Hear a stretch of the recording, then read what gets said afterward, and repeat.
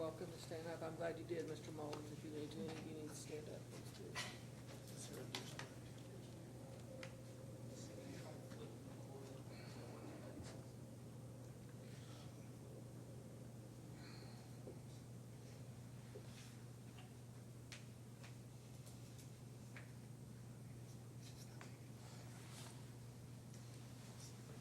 Cotton, Officer Corker, if you need to stretch, it's a good time. I think I will do.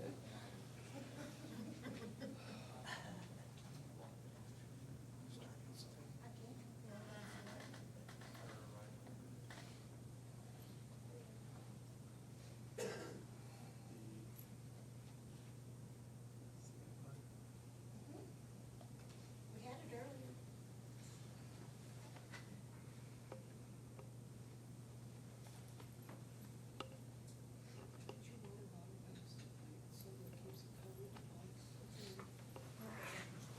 Usually just shut downstairs, and then got had a busy on that stuff. Oh, there it goes.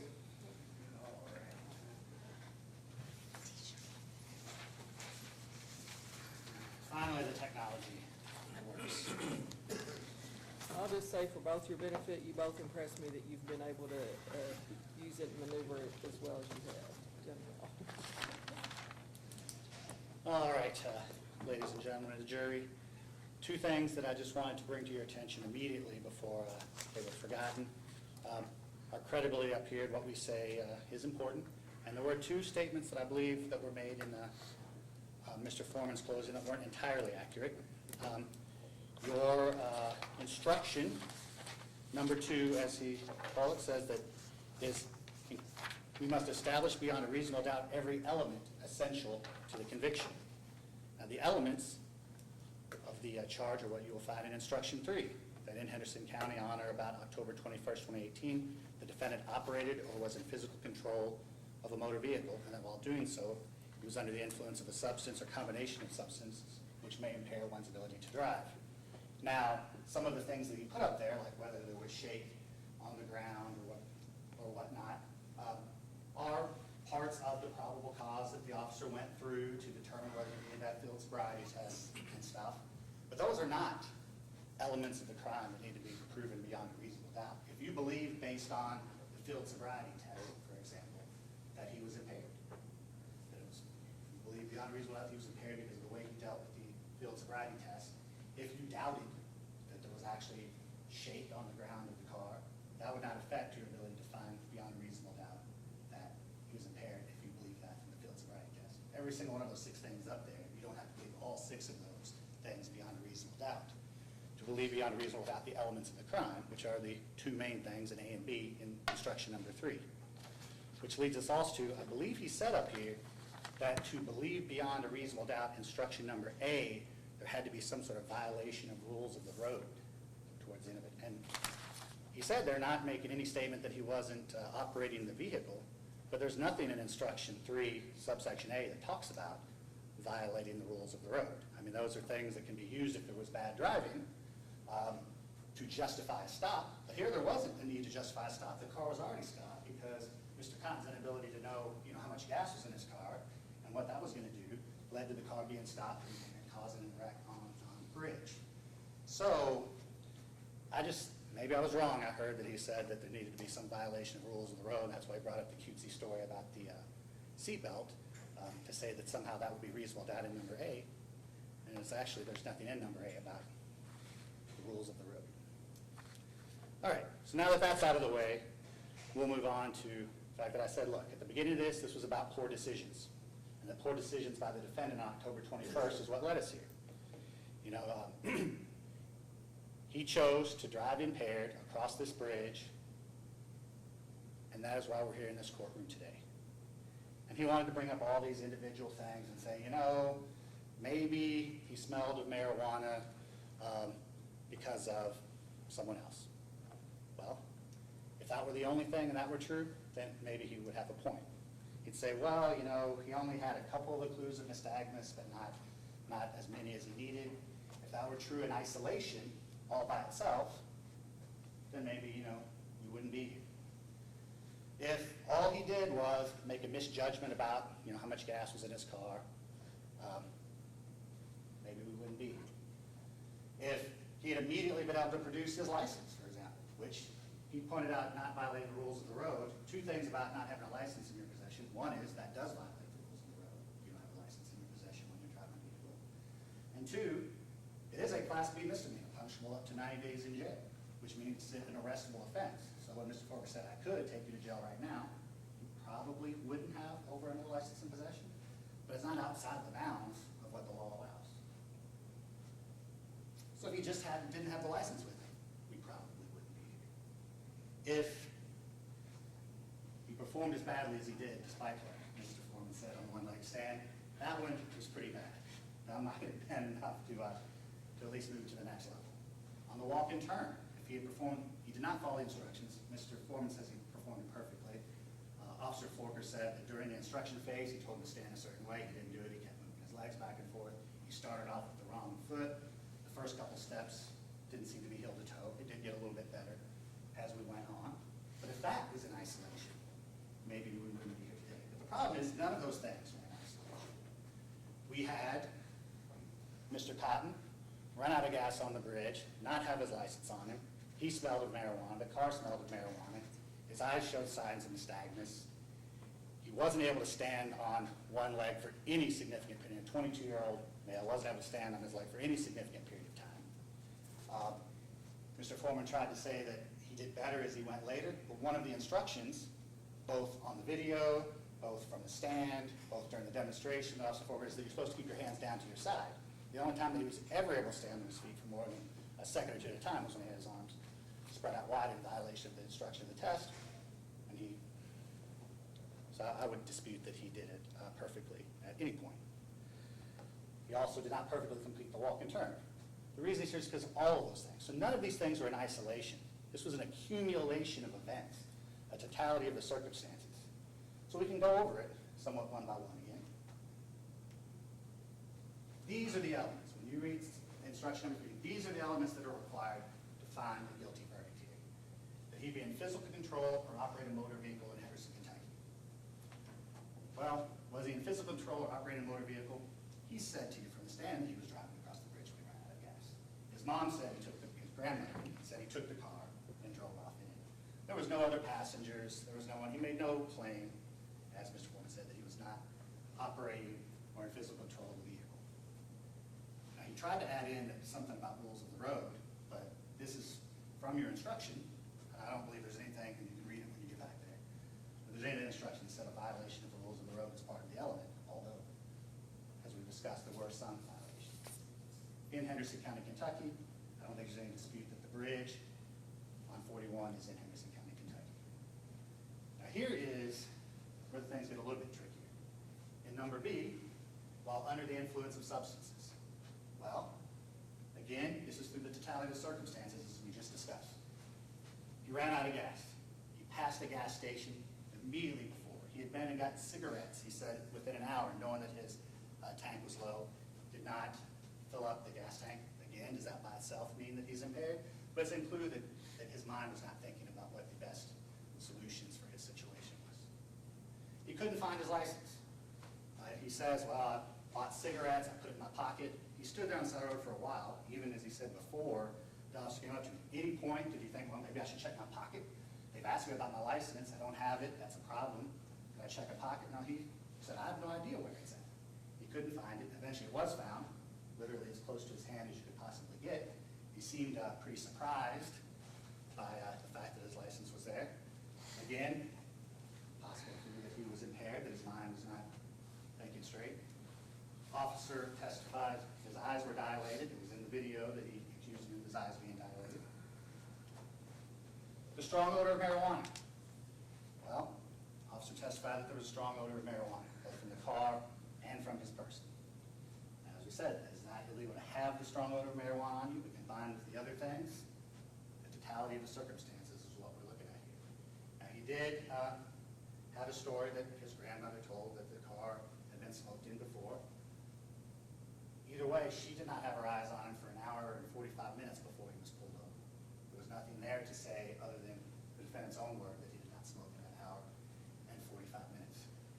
And he makes a big deal about whether, Mr. Forman, whether there was marijuana found in the car at that exact time. Well, we can analogize this to alcohol DUIs, which you may be more familiar with. Someone drinks at the bar and then drives, or if someone goes to a party at the friend's house. I mean, do you need to find the keg in their back seat to believe that they were drinking? The fact that whether it was found in the car is not relevant necessarily to whether there was substances, because he could have smoked marijuana, left that, people throw cigarettes out the window, or an endless supply of possibilities of why marijuana is not specifically found in the car. Similar, as I said, to if you had an alcohol DUI, you wouldn't necessarily find alcohol in the car if you drank at a bar, if you drank at some party at somebody's house. Now, did it impair his ability to drive? That is the next part of the thing. The HGN. The officer went through the HGN. You saw in the video the HGN tests were accomplished. Part of the HGN test, was to follow the directions. He kept moving his head when he wasn't supposed to, which could affect the ability of Officer Forker to accurately detect the clues. He said that he didn't detect at least 2 clues, which may not mean that he failed the test, which is the word he used, although these tests aren't really a pass-fail, they're about clues. But it was enough clues to show that there was some nystagmus. Now, Mr. Forman said some people might have resting nystagmus. Again, all these things, if you look at it in isolation as one thing, could be an issue. It's all about adding this to all the other issues that were going on that night. Then we went to the one-leg stand.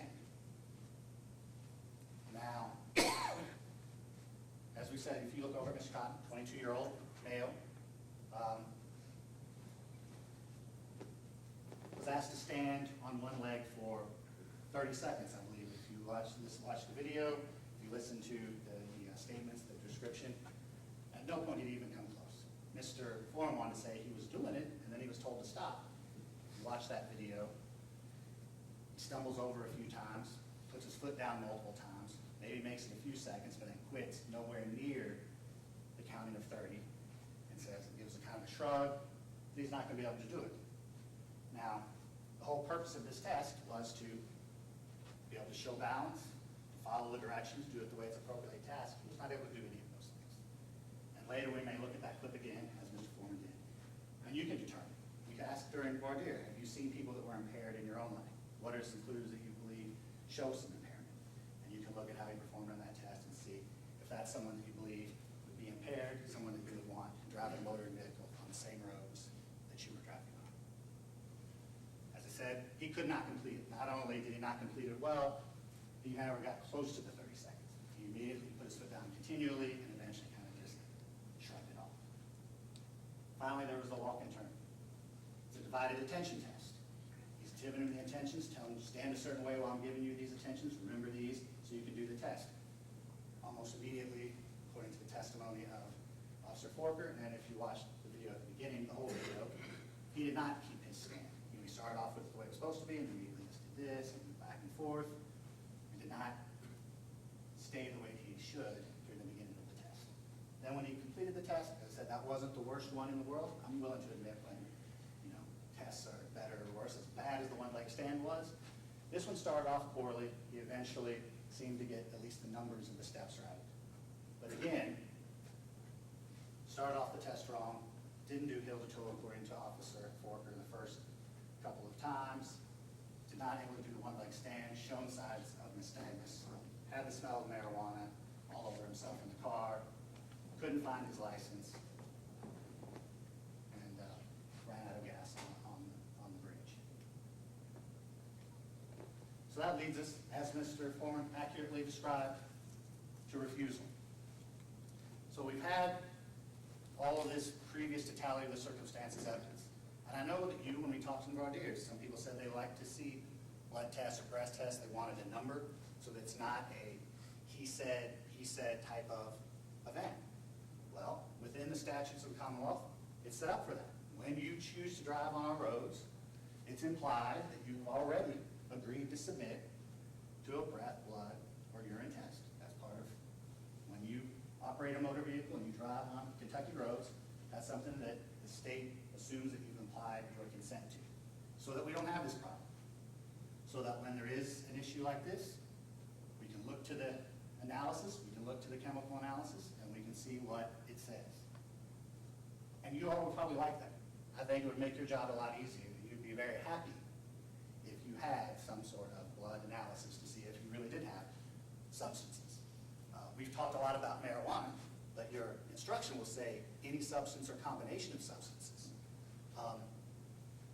We don't know if he had something other than marijuana in the system. He could have done other potential drugs, but we won't know because we're denied that evidence. You've been denied the evidence of what was in his system at the time of the stop.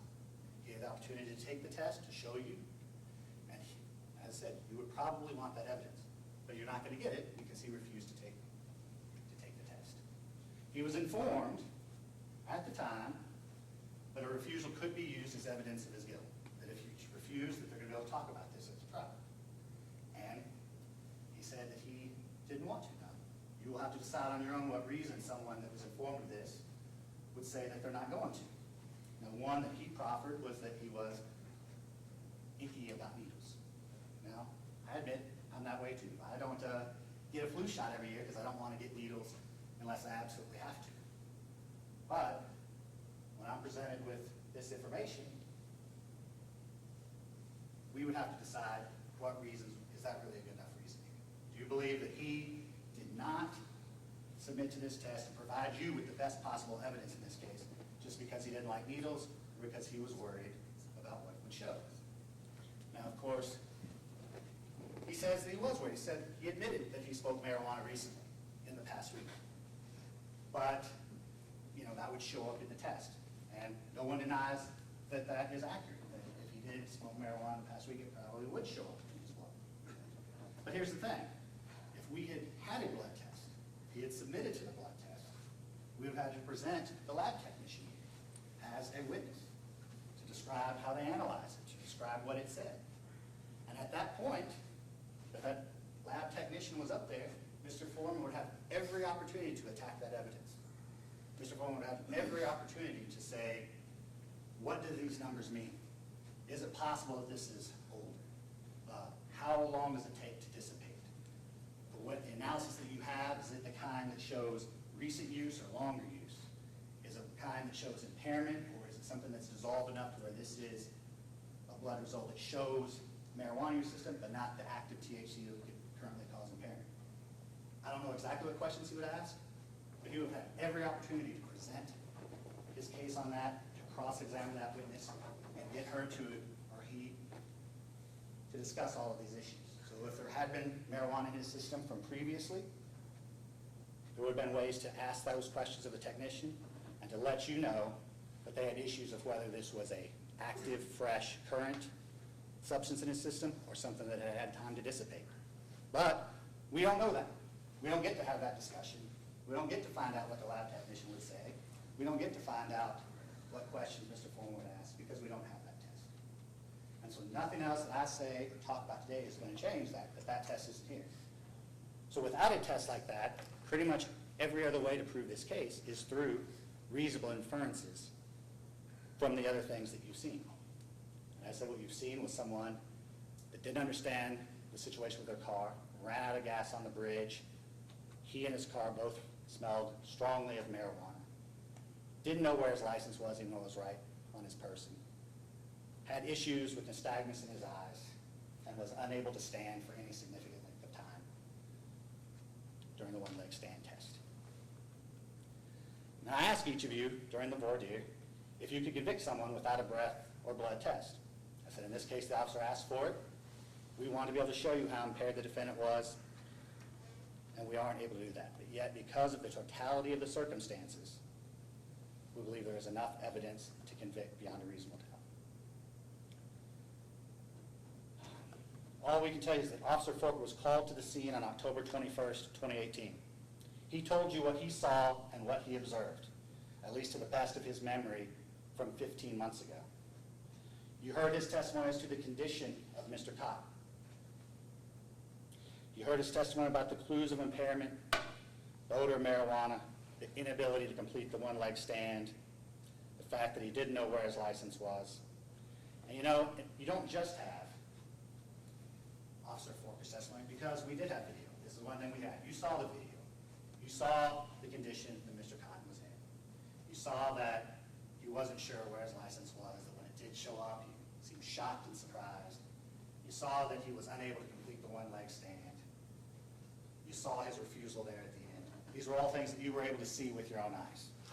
And you had said that, at least some of you, that you could tell people's impairment, their ability, by what you see and what, visual clues that you had from your own experiences. So you'll have to take that history, take what you've known from your life, apply that to what you've seen, and see if these meet your standards for impairment. So the judge read you the jury instructions. You have them. As we went over, you need to decide, did he operate a motor vehicle, and was he impaired from substances? That's the law that you have to follow. That's the law of driving under influence that Mr. Cotton has to follow. That's the laws that we all have to follow. He brought us here for this long day until after 5 o'clock, when on October 21st of 2018, he chose to drive while he was impaired, refuse the test, be arrested by Officer Forker, and make us have this trial today.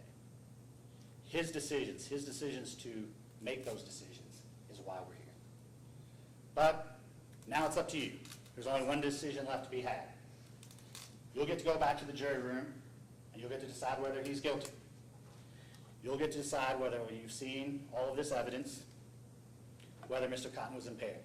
It's your decision to look at the observations that you saw in the video, the observations from Officer Forker, and decide whether Logan Cotton was impaired and whether he should have been on the road that night amongst the rest of the citizens of Henderson. He endangered himself and his others through those decisions. That's not okay.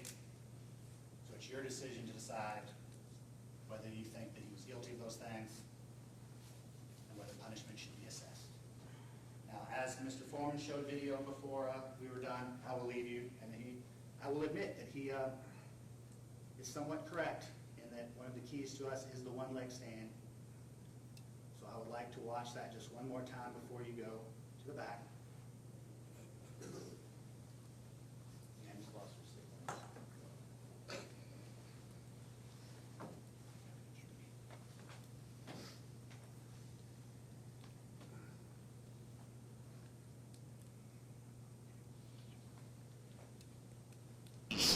That would prevent you from standing on one leg. Okay, well then you can use your other leg, okay? I'm going to demonstrate the test. This is what you're going to do. You'll stand with your hands down to your side, your feet touching. You're going to lift 1 foot of your choosing off the ground approximately 6 inches. You're going to keep your toe pointed forward, and you're going to count out loud. 1001, 1002, 1003. You're going to continue on to 1030, or until I tell you to stop. This is what the test is going to look like. 1001, 1002, 1003, 1004, 1005, 1006. You're going to continue on to 1030 or until I tell you to stop. You're going to look at your toe the whole time you're counting out loud. Do you understand the instructions? Okay. When I tell you to begin, you can begin the test.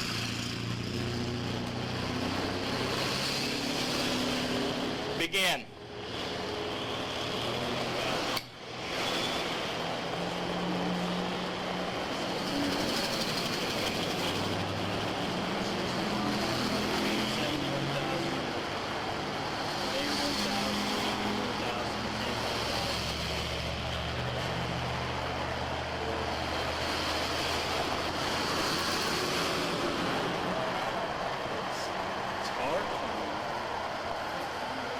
Okay, stop.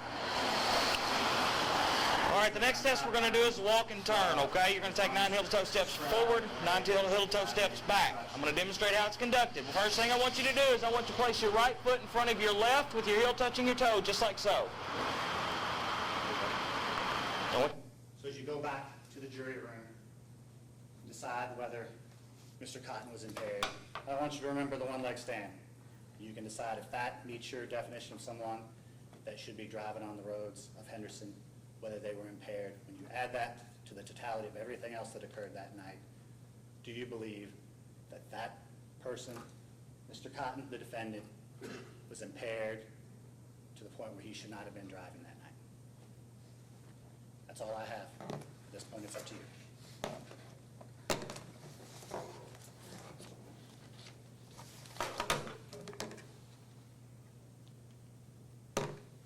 Thank you, Mr. Lambert. Officer Watkins, Officer Ligon, you previously were sworn, and I will please again remind you that, now jurors, I will remind the bailiffs, please, that they are not to allow anyone to discuss the case with you, and they are not allowed to discuss the case with you themselves, except to ask if you have reached a verdict. However, from all my admonishments earlier today that you can't talk about it, this is your time. I'm going to trade you this, if you will. Please retire to the jury room. Thank you so much for your attention.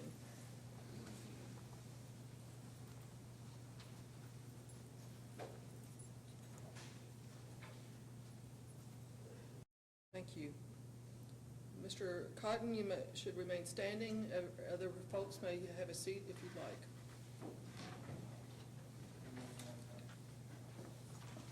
Four-person, has the jury reached a verdict? Yes, Judge, we have. You may be seated, Mr. Mullins.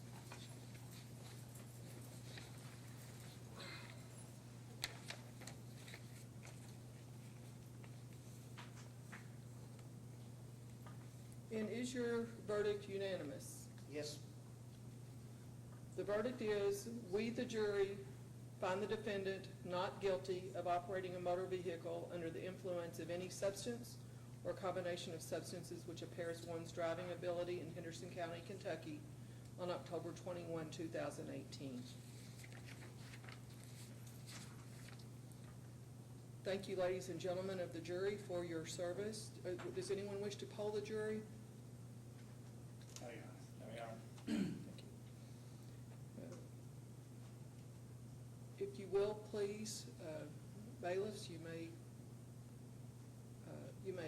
take the buttons from the jurors.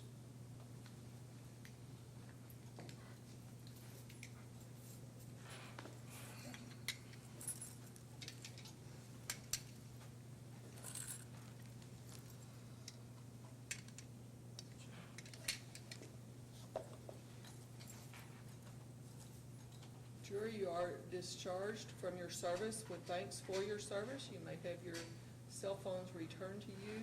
If anyone needs a school or work excuse for having been here today, you may step over to the clerk. Your Honor, Yes, if, please.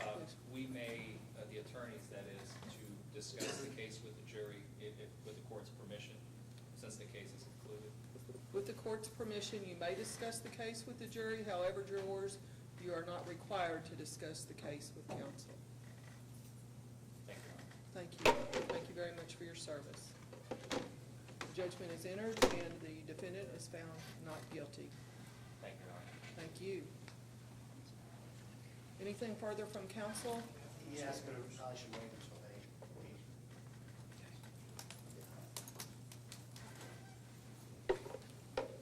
Say, if you don't need an excuse or paperwork, I'll look to see Ms. Jackson. Thank you all for your courtesy today. I know that it's been a stop and start affair, but it's gone very smoothly, and I thank you for your cooperation. Please remember to call next Thursday to see if your service will be required on Friday. Thank you very much.